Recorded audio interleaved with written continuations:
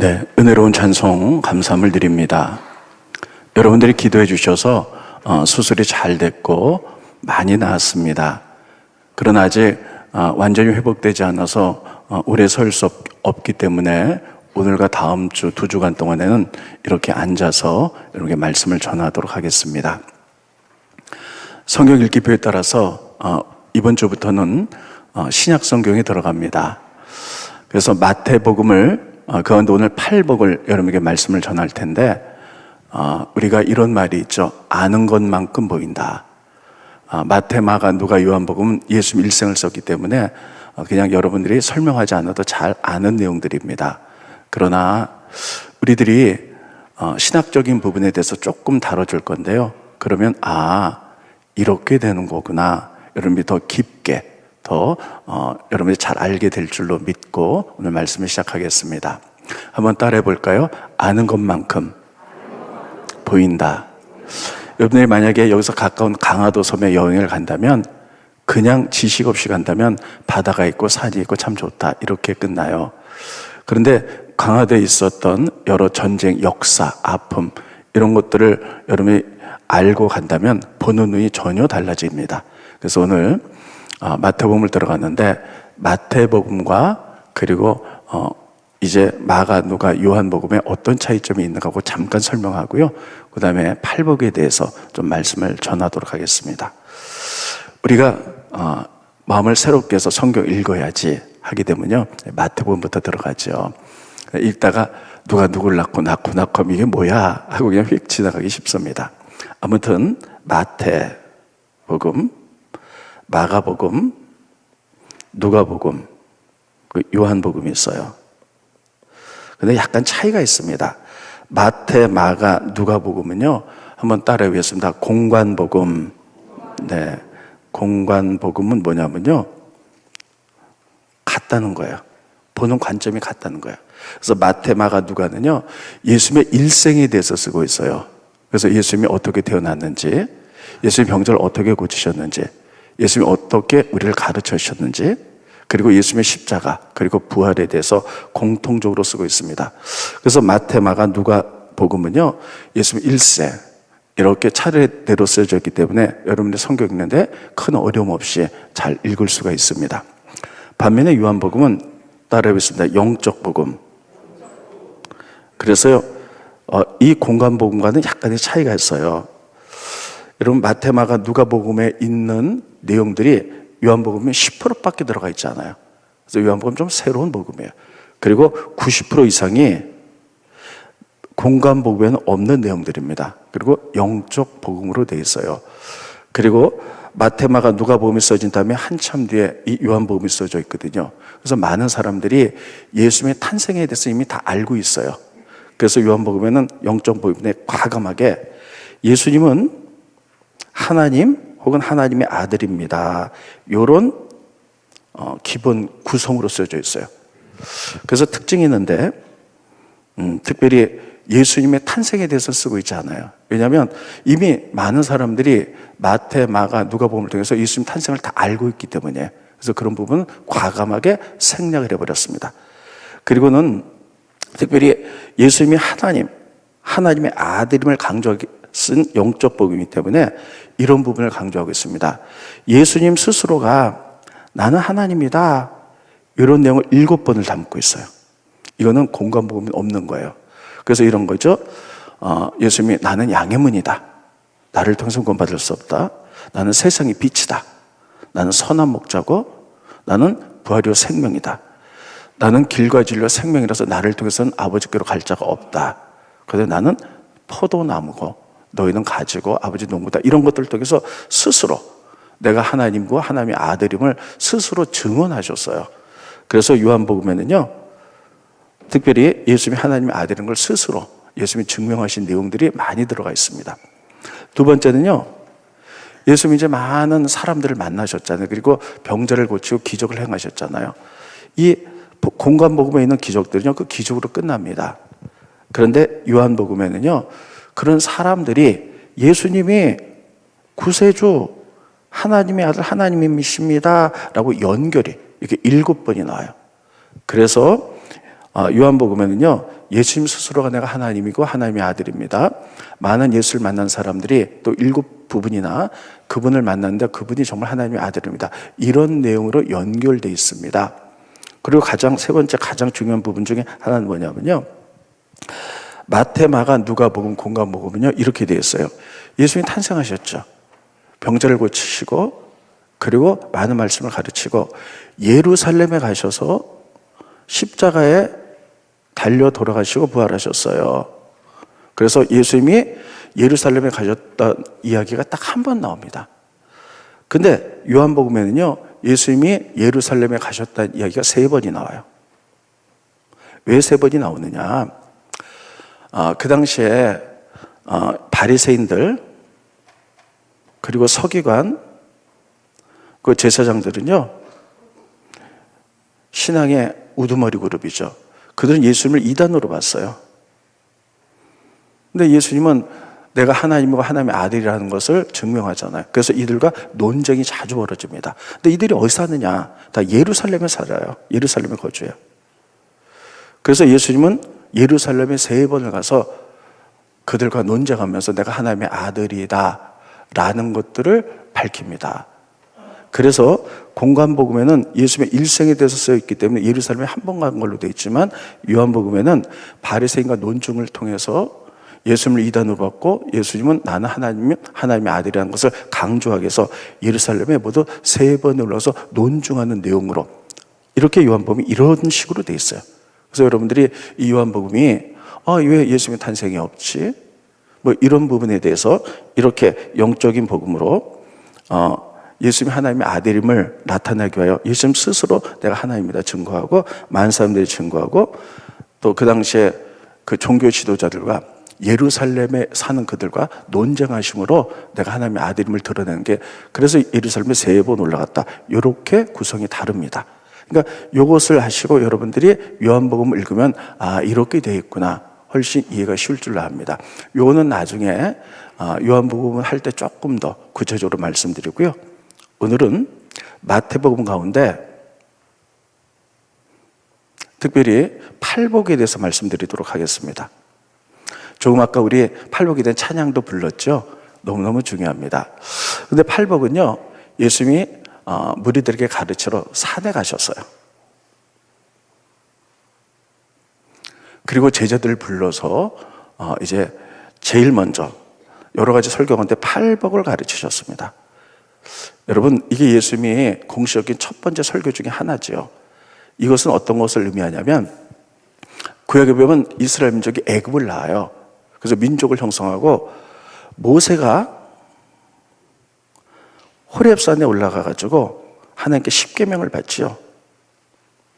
그래서 이 십계명은 하나님 믿는 이스라엘 민족이 지켜야 될 규범이에요.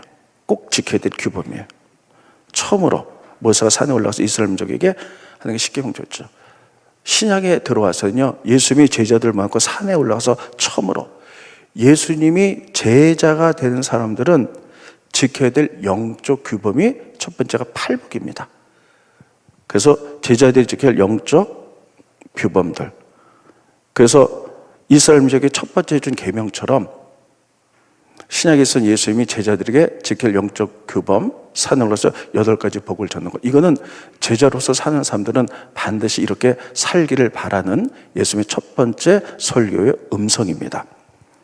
자, 그러면 먼저 우리가 팔복에 들어가면요 이렇게 되어 있습니다. 예수님이 이제 가르치실 때 많은 제자들이 있어요. 근데 예수님이 산에 오르셨을 때 제자들이 나옵니다. 그래서 너희가 예수님의 제자라면 반드시 이렇게 영적인 규모로 8가지를 지켜야 된다. 그래서 팔복을 가르쳤어요. 그 팔복을 보면 이렇게 되어 있죠. 첫 번째, 심령이 가난한 자 복이 있다. 그러면 너희가 천국을 소유하게 될 것이다. 두 번째는요, 애통하는 자는 복이 있어서 너희가 위로를 받을 것이고, 세 번째는 온유한 자는 복이 있다. 그래서 이렇게 시작합니다. 그래서 8가지로 복으로 되는데 8가지 복이 하나하나 다 떨어진 하나의 복들이 아니고요. 다 연결된 복들이에요. 그래서 저는 팔복에 대해서 여러분 잘 아시기 때문에 이것을 연결해서 하나님이 예수님이 이렇게 무엇을 가르치려고 하는 건가, 이런 부분을 중점으로 말씀을 드릴 텐데요. 자, 심령이 가난한 자는 복이 있는데, 그래서 그런 자는 반드시 애통하도록 돼 있다. 애통하면 반드시 온유하게 살도록 돼 있다. 이렇게 연결이 있어서요, 8개복은 연결되는 복들이에요. 그래서 오늘 저는 여러분들에게 애통하는 자의 복까지만 말씀을 드리고요, 그리고 또 다음 주, 또 길어지면 3주차까지 여러분에게 8복을 연결해서 말씀을 전하도록 하겠습니다. 첫 번째, 예수님이 사역을 하실 때 제자들을 산에서 부르시고, 너희가 제자라면 지켜야 될 규범, 영적 규범 8가지를 말씀하셨어요. 그때가 처음이 심령이 가난한 자. 스크린 보시죠? 다 같이 읽겠습니다. 시작. 심령이 가난한 자는 복이 있나니 천국이 저희 것입니다. 이렇게 돼 있어요. 근데 우리나라 어법이 이렇게 돼 있잖아요. 심령이 가난한 자는 복이 있어. 그래서 천국이 너희 것이야. 근데 여러분, 이거는 우리가 원어를 원래 보면 이렇게 돼 있어. 복이 있다. 너희가 참 복이 있다. 왜냐하면 너희 심령이 가난하기 때문이야. 그래서 너희가 천국을 소유할 수 있어. 어순이 원래 이렇게 돼 있습니다. 복이 있다는 얘기는 뭐냐면요, 원래 원어를 보면요, 아슈레 이런 뜻이에요. 모르셔도 되는데 한번 따라해 볼까요? 아슈레. 네, 그러니까 이런 거예요. 오늘 오신 분들 가운데 정말 심령이 가난한 사람들이 있어요. 그래서 하나님의 은혜로 생명으로 찾기를 원하는 갈급한 분들이 있다면요, 하나님이 이렇게 말하는 거야. 아슈레, 복 있어. 내가 보니까 너 심령이 가난해. 하나님 말씀 은혜를 채우려고 하는구나. 그래서 천국이 너희 것이야. 그 다음에 막 자기 죄에 대해서 애통한 사람이 있다면요, 예수님께서 오늘 이렇게 말씀하세요. 아슈레, 복 있구나. 너, 내가 보니 너 죄에 대해서 애통하고 있구나. 성령께서 너를 위로하실 거야. 이렇게 어순이 이렇게 되어 있는 거예요. 자, 그러면 심령이 가난하다는 얘기는 뭘까요? 가난부터 보겠습니다. 사람이 가난하면요, 돈이 없는 사람들은 본능적으로 치우도록 되어 있어요. 그래서 가난한 사람들은 본능적으로 돈, 물질로 채우려고 하죠. 이게 가난한 사람들의 특징이에요. 배고픈 사람, 그러면요, 본능적으로 먹을 걸 생각해요. 여러분 좀 굶어보셨어요? 그럼요, 본능적으로 그냥 먹을 것만 이렇게 막 생각나죠. 제가 요즘도 20대 초반에 이제 군대를 가죠. 저도 지금부터 한 5, 6년 전에 군대를 갔습니다. 그때는 굉장히 군대가 열악했죠. 근데 20대 초반에 얼마나 혈기가 왕성해요. 그리고 식사도 많이 하잖아요. 근데 군대를 가면 저녁 식사를 5시 반에서 6시 사이에 합니다. 먹고 나면요, 그 다음 이제 아침까지 아무것도 못 먹는 거예요. 근데 이제 밤에 잘 때쯤 되면 너무 배가 고파요. 너무 배가 고픈데, 훈련소에서는 이제 밤에 자다가 화장실을 갈 때 혼자는 못 가요. 옆에 있는 전우와 같이 가도록 돼 있어요. 근데 이제 훈련을 받다가 훈련을 중간쯤 받았는데, 밤에 이제 10시 잠이 들잖아요. 한 11시쯤 됐는데, 옆에 있는 전우가 막 흔들면서 화장실 가자는 거, 급하다는 거예요. 얼마나 귀찮아요. 막 배도 고프고 겨우 잠이 들었는데 화장실 가자고 깨워가지고 이제 할 수 없이 갔습니다. 화장실 쭉 갔는데 칸칸이 있잖아요. 또 이렇게 보면 어떤 칸으로 저랑 같이 들어가는 거예요. 그래서 왜 들어가나 이렇게 봤더니요, 이렇게 천정에서 뭘 부시럭부시럭 가지고 뭘 이렇게 꺼내요. 그러니까 거기서 통닭이 나오더라고요. 그래서 이게 뭔가 그랬더니, 자기가 훈련을 받는데 그 부대 안에 아는 높은 분이 계신가 봐요. 그래서 부모님이 그를 통해서 통닭을 넣어줬는데, 어떻게 숨길 데가 없이 그냥 걷다가 숨겨놓은 거고, 밤에 11시 다 잠들었을 때 먹고 싶으니까 혼자 갈 수 있으니까 저를 깨워서 이제 같이 가는 거예요. 그 당시에 화장실은, 군대 화장실은 어떻게 되냐면 다 푸세식 옛날 화장실이고요. 그때가 여름이었거든요. 얼마나 냄새도 많이 나고 구더기가 구두한데, 통닭을 그 밤에 11시에 그래서 막 뜯어 먹었는데, 지금 먹으려면 안 먹을 것 같아요. 냄새도 나고 구더기도. 근데 너무 배고프니까 너무 맛있는 거예요. 막 손가락에 쪽쪽 빨아가면서 그 기억이 납니다. 그게 뭐냐면, 가난한 자는 먹을 것으로 가득 채워지는 거예요. 이렇게 마찬가지로 심령이 가난, 마음이 영적으로 가난한 사람은 뭐에 대해서 굶주려 있느냐? 바로 구원의 문제, 은혜의 문제, 생명의 문제, 자기의 기도의 문제로 이렇게 막 하나님께 갈급한 사람들이에요. 이런 사람들은 하나님이 말씀하십니다.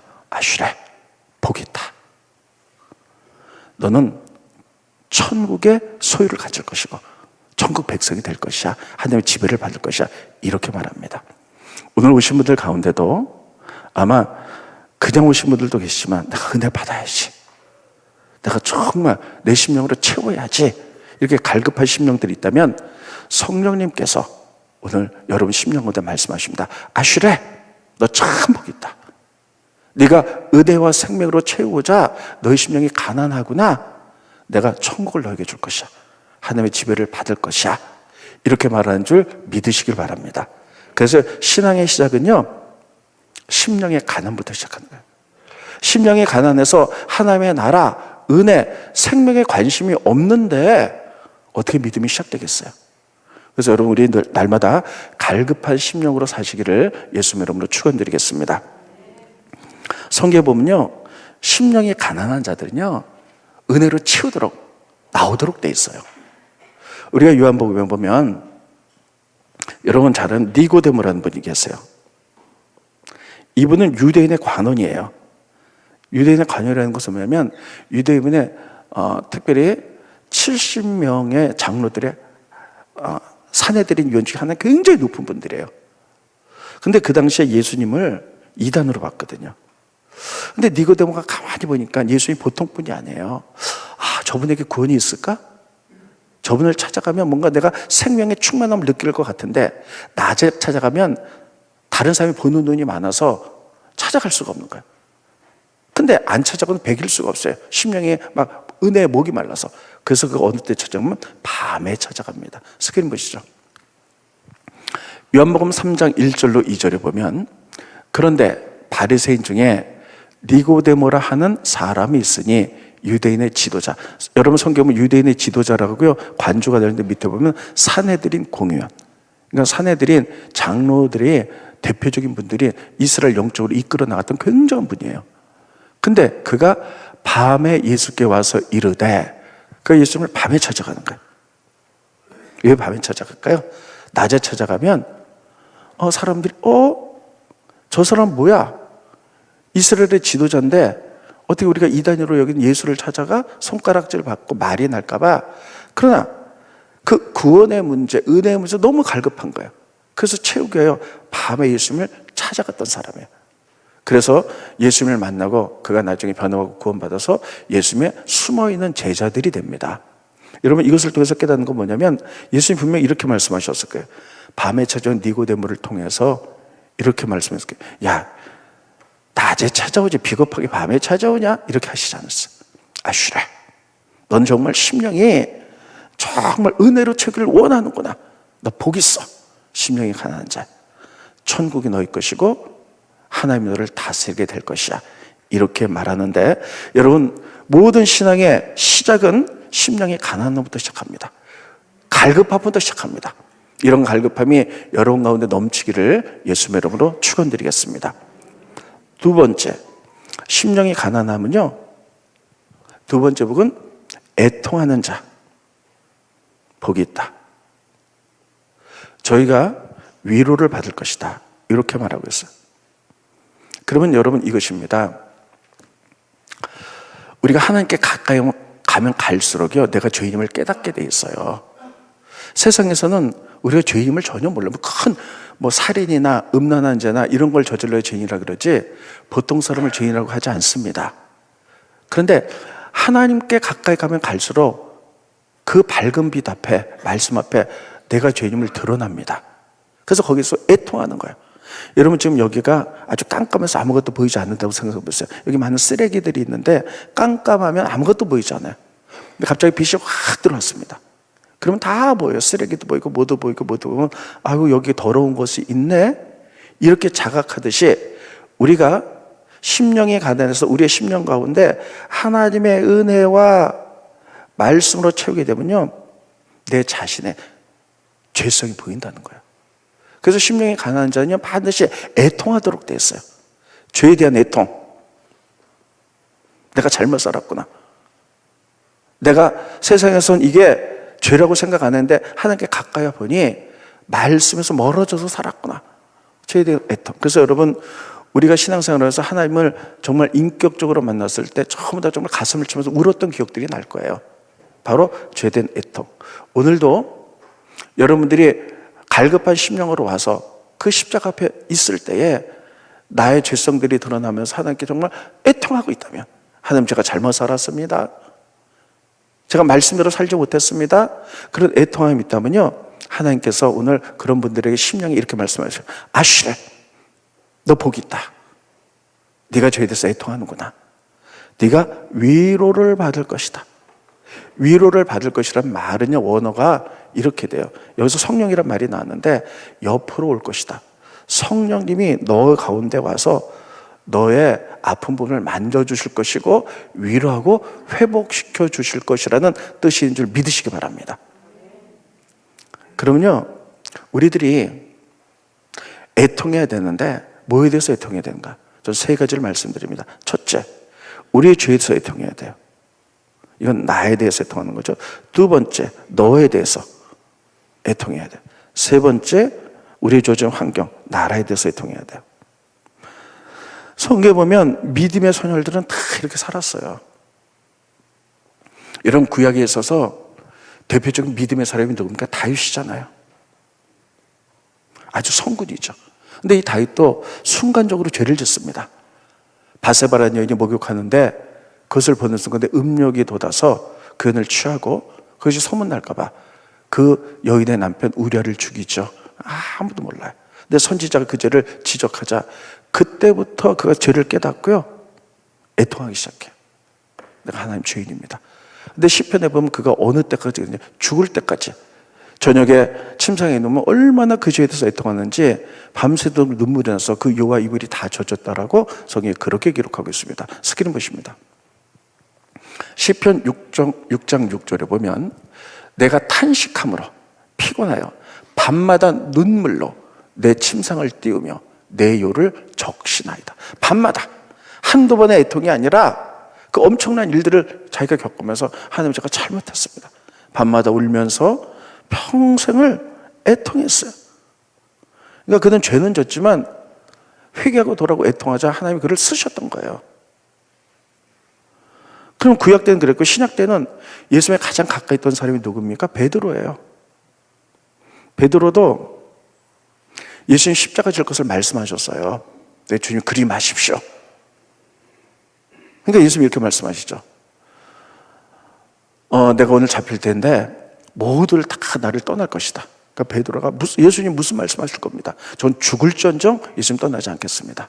베드로야, 그 마음은 진심이지만 너는 연약하기 때문에 오늘 밤 내가 잡힐 때 새벽닭이 울기 전에 나를 부인하리라. 그러니까, 천만의 말씀이요, 내가 어떻게 부인합니까? 수제자인데. 그렇게 되는데 예수님 잡히시죠. 그 재판장 앞에 섰을 때 여러분, 베드로가 자기도 안다 그러면 죽임을 당할까 봐 3번이나 예수님 모르도 부인하죠. 그리고 돌아서서 나오는데 새벽닭이 울어요. 예수님 말씀이 생각나니까 가슴을 치면서 우는 거예요. 애통에 내가 정말 예수님 배반했구나. 스크린 보시죠. 마태복음 26장 75절에 보면 이에 베드로가 예수의 말씀에 닭 울기 전에 3번 나를 부인하라 하심이 생각나서 밖에 나가서 심히 통곡했다. 애통이에요. 전설에 의하면 베드로는 죽을 때까지 새벽닭이 울면 가슴을 치면서 애통했다는 거예요. 자기 죄에 대해서. 또 반면에 스스로 사도된 사도 바울, 예수님 이후로 가장 완벽한 믿음의 사람이죠. 이 사람도 죄에 대해서 애통이 있었어요. 이분이 죄진 거는 별로 없지만 이렇게 고백합니다. 오라, 나는 곤고한 사람이다. 내 안에 2가지 법이 있는데 하나는 하나님 말씀대로 살려는 생각, 또 하나는 내 육신의 욕심대로 딸려는 생각. 2개가 날마다 부딪힌다는 거예요. 내가 아무리 말씀대로 살려고 해도 세상 욕망이 너무 강해서 부딪혀서 내가 이 고통 가운데 있는데 오라, 나는 곤고한 사람이로다. 이 사망에 모여서 누가 나를 구원해낼까 하면서요, 생명의 성령의 법 아니면 구원할 수 없다. 성령 위로죠. 스크린 보시죠. 로마서 7장 22절로 24절에 보면 내 속사람으로는 하나님의 법을 즐거워하되, 넘겨주시고요, 내 속사람은 하나님 말씀대로 살기 원해요. 내 지체 속에 또 다른 법이 내 마음의 법과 내 지체 속에 있는 죄의 법으로 나로 사로잡는 걸 본다. 하나님의 말씀대로 살고자 하는 마음, 내 욕망대로 살고자 하는 육계의 마음이 서로 막 부딪히는 거예요. 보는도다.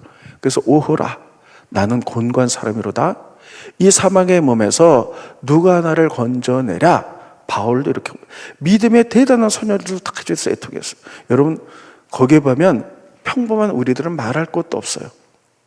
일주 동안 세상에 살면서 우리는 예수님의 제자들은 삶으로 결정해서 말씀을 살려고 하지만 또 세상의 유혹과 욕망과 물질적인 이득과 이런 것이 있을 때 전쟁이 벌어져요.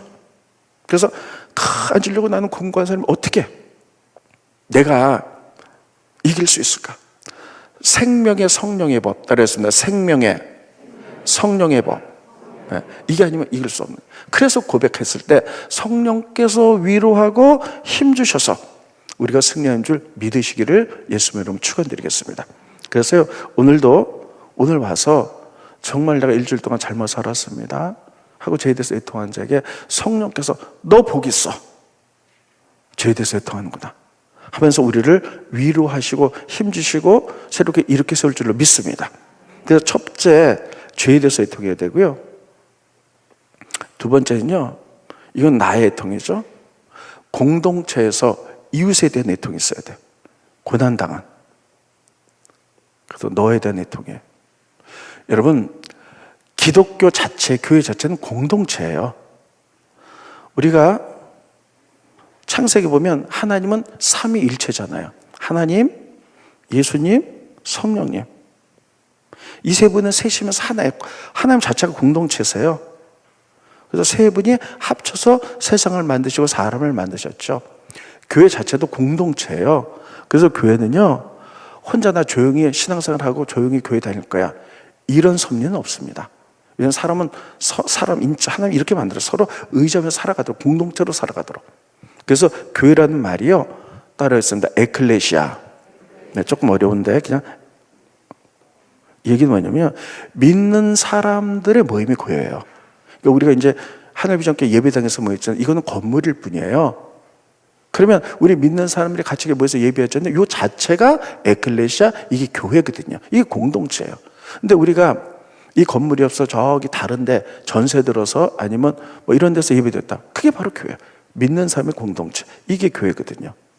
그래서 이제 성경은 전부 다 우리를 공동체로 말하고 있는데, 그래서 우리 교인들 가운데 아픈 사람들, 고난당한 사람들, 또 물질로 어려움 당한 사람들, 이런 사람들이 있으면요, 같이 아파하는 거야.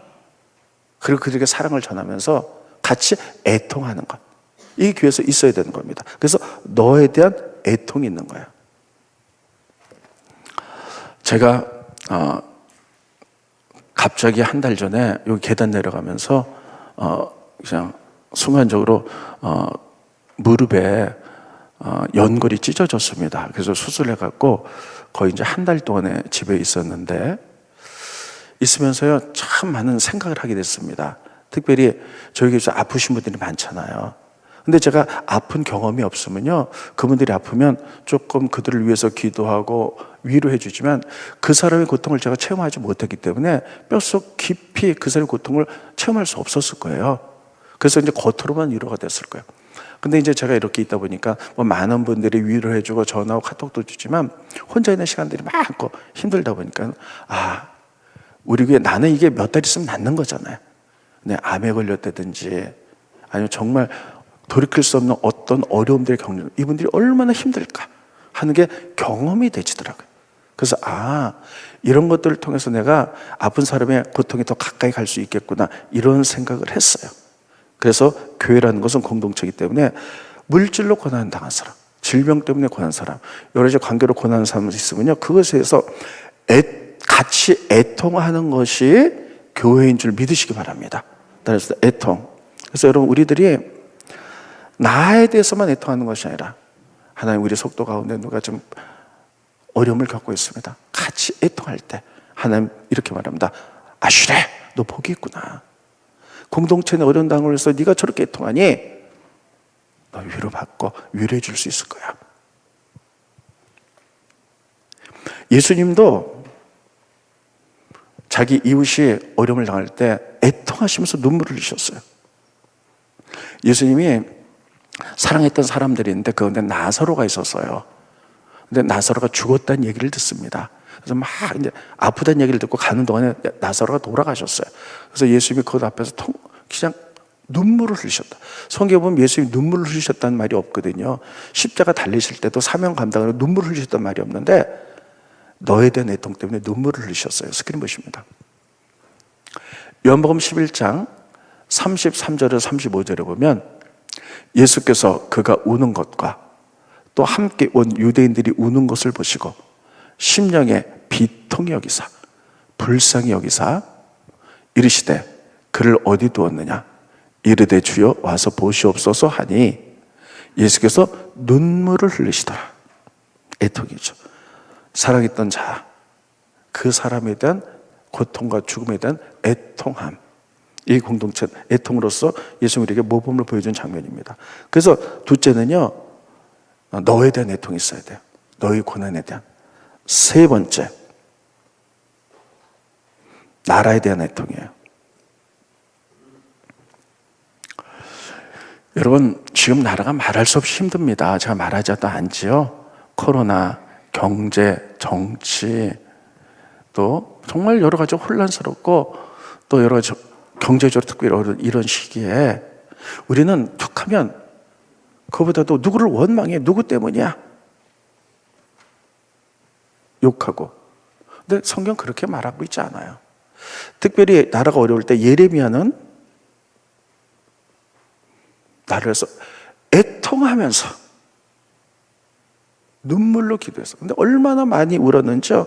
나라가 저렇게 죄를 짓고 정치인들이 탄압하면 나라가 멸망할 텐데 아무리 정의를 외쳐도 듣지 않고 이것을 통해서 얼마나 많이 울었는지, 나라의 멸망을 울었는지 눈물의 선지자라고 그랬는데 그는 이렇게 고백을 합니다. 스크린 보시죠. 예레미야 9장 1절에 보면 어찌하면 내 머리는 물이 되고 나라를 위해서 얼마나 눈물 흘렸는지 머릿속에 눈물이 가득 찼 것 같다는 거야. 내 눈은 눈물의 근원이 될 것. 죽임을 당한 내 딸 백성들의 주야로 울리로다. 얼마나 많이 울었는지 나라의 멸망과 고통을 보면서 울면서 끝없이 눈물 나서 내 머릿속에 눈물만 있는 것 같구나. 그래서 눈물의 선지자입니다. 나라를 위해서. 그래서 여러분 결론을 짓도록 하겠습니다. 제자로서 믿음의 시작은 바로 심령의 가난이 있어요. 그래서 하나님의 은혜와 말씀으로 채우고자 하는 사람들, 여러분 교회 올 때 이런 마음으로 오시기 바랍니다. 이런 적에 예수님 말씀하셔서 아슈레 너 참 복이 있구나. 그 심령을 내가 하나님의 것으로 채워줄 거야. 두 번째, 심령이 가난해서 주님께 가까이 오면요 반드시 애통하도록 돼 있어요. 죄에 대한 애통, 나. 공동체에 고통당한 사람을 위한 애통, 너. 세 번째, 나라에 대한 애통. 이때 성령께서 위로하시고 회복할 줄로 믿습니다. 그래서 심령이 가난하지 않으면 절대 애통할 수가 없어요. 이렇게 연결이 되는 거예요. 모든 믿음의 시작은 심령의 가난부터 시작합니다. 가을에는 기도하기 원해요. 우리들이 코로나 이전 때는 정말 우리들이 많이 모이고 기도하고 막 그랬죠. 그러나 이제 코로나 끝나감으로 다시 한번 우리가 믿음으로 채우고 기도로 채우기 위해서 철야를 강화한다. 그리고 모이기 힘쓰라 그랬죠. 지난주 철야 때 우리 장로님 부부들이 오셔서 같이 기도하는 날, 저는 다리 때문에 올 수가 없어서 집에서 유튜브를 통해서 봤는데 우리 장로님 부부들 많이 오시고 철야 많이 오셔서 우리 같이 축복하면서 기도하니까 너무 좋더라고요. 이런 기도의 물결이 자꾸만 확산되어서 우리들이 애통할 때 나의 죄에 대한 애통이 이 교회에 눈물이 쌓이고 공동체에서 어려움 당한 사람들의 애통에 대한 그 기도가 이 눈물이 이 교회에 쌓이고 나라에 대해서 정말 잘못되고 힘든 죄된 부분에 대해서 욕하고 막 이러는 것이 아니라 그 눈물을 우리가 같이 이곳에 쌓일 때 나의 죄와 이웃의 고통과 나에 대한 고통에 대한 눈물의 애통이 이곳에 쌓일 때 그 눈물이 하나님께 올라갈 줄로 믿습니다. 그래서 하나님은 마지막 보겠습니다. 히스기야가 이렇게 얘기했어요. 정말 울면서 기도할 때 내가 너의 기도와 눈물을 보았다는 거예요. 그래서 너의 생명을 15년을 연장시켜준다. 스크린봇입니다. 마지막입니다. 이사야서 38장 5절. 너는 가서 히스에게 이르기를 내 조상 다윗의 하나님 여호와께서부터 이같이 말씀하시기를 내가 내 기도를 들었고 내 눈물을 보았다는 거예요. 그리고서 결과는 15년을 더하겠다는 거예요. 마찬가지로 이곳에 우리들이 나에 대한 죄에 대한 애통, 가을에 기도하면서 그 눈물이 쌓이고 주변에 고통당한 사람들의 그곳을 내 고난으로 받아들여 같이 애통하는 이웃에 대한 애통의 눈물과 나라 민족의 이 힘든 부분에 대한 애통의 눈물이 같이 어우러져서 기도를 하나님께 올라갈 때 하나님은 이렇게 말씀하실 겁니다. 하늘 비전께서 드리는 그 기도와 눈물의 애통을 내가 봤다. 그러므로 히스기야를 15년을 생명을 연장시켰듯이 성령께서 위로하고 힘주시고 회복시켜 주실 줄로 은혜로 채워주실 줄로 믿습니다. 그래서 기도하는 가을 되기를 예수님의 이름으로 축원드리겠습니다. 기도하겠습니다. 고마우신 주님, 은혜를 감사함을 드립니다. 팔복에 대해서 말씀을 증거했습니다. 우리가 심령이 가난해서 이제 은혜의 말씀으로 채울 수 있도록 도와주시고, 그리고 하나님께 가까이 갈 때 우리의 죄에서 애통하게 하게 하시고, 우리 주변에 고통당한 사람들의 그 슬픔에 대해서 같이 동참하며 애통하게 하게 하시고, 나라의 어려움에 대해서 눈물 뿌려 예레미야처럼 기도하게 하셔서 이제 하나님 이 교회에 우리 죄에 대한 애통의 눈물과 공동체에 고통당한 사람들을 위한 이 애통의 눈물과 나라와 민족을 향한 이 애통의 이 눈물이 기도와 함께 올라가서 히스기야의 기도와 눈물을 보신 하나님께서 우리의 기도와 눈물로 하나님께 올라가는 모습을 보시고 히스기야의 생명을 연장시켜 줬듯이 우리를 다시 한번 일어나게 하시고 은혜를 베푸시고 회복시키시고 치유하시며 변화된 역사 일어날 수 있도록 인도하여 주시옵소서. 예수님의 이름으로 기도하옵나이다. 아멘.